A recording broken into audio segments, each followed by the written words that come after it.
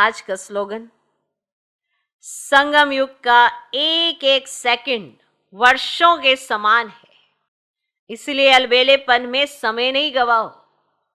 संगम युग का एक एक सेकंड वर्षों के समान है, माना एक एक सेकंड की बहुत बड़ी कीमत है, क्योंकि हम संगम युग पर हैं और इस संगम युग का समय भी छोटा सा है। तो इस एक एक सेकंड को कैसे जीना चाहिए, यह आप पे निर्भर करता है।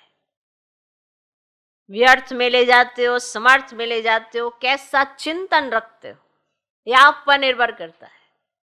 तो संगम युग का एक एक सेकंड वर्षों के समान है, इसलिए अलबेलेपन में समय नहीं गवाओ, समय की कीमत को समझो।